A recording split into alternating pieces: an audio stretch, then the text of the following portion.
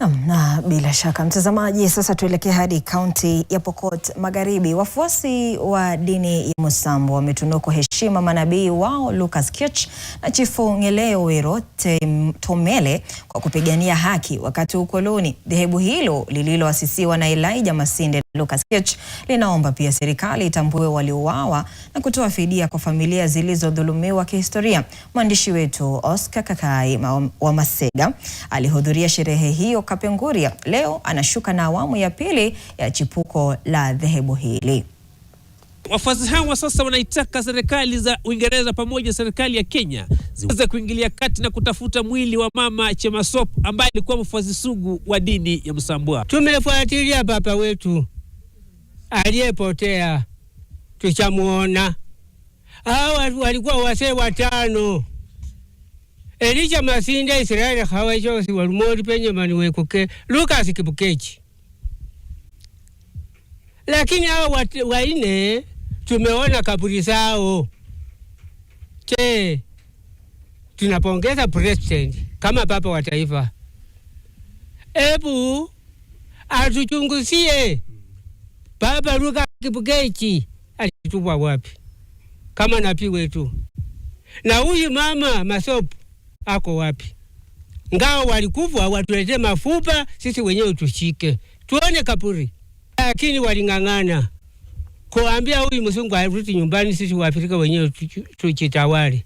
Wafuasi wengi wa dini hii ya Musambwa waliweza kuuawa pamoja na kudhulumiwa na serikali ya mkoloni miaka ya 50. Shukuru serikali yetu ambayo aliyetambua Elijah Masinde na kutambua Lucas, ambayo ni faida katika dini ya Msambwa. Mauaji mengi yalifanyika katika eneo la Malakisi katika kaunti ya Bungoma pamoja na Koloa kwenye kaunti ya Baringo. Mimi ni kijana, mimi ni mjomba ya Lucas Kirch, na roho inaongozwa dini ya Msambwa. Kutangu kupambana na uhuru, hiyo ndio siku roho ya Msambwa ilifanya kazi katika nchi ya Kenya. Na mimi nashukuru wenzetu wa dini ya Msambwa ya roho wakati ya corona walitumwa na roho ya Mungu kwenda maombi mlimani kwa sababu ya kuombea nchi. Mimi ni mtume, nimetumwa nchi ya Tanzania, nchi ya Uganda, juzi nimetumwa Kongo kutafuta watu wetu ya dini ya Msambwa. Vile wafuasi wengi wa dini ya Msambwa waliweza kubebwa na serikali ya mkoloni na kupelekwa mahali pasipojulikana. Walifungwa huko Garissa, wengine huko Mendera. Hata baba yangu walifunga miaka 7 Nigeria, Somalia. Waliteswa huko, shamba naenda, ng'ombe naenda, kila kitu nachukuliwa na wasungu mwaka huo. I'm so proud.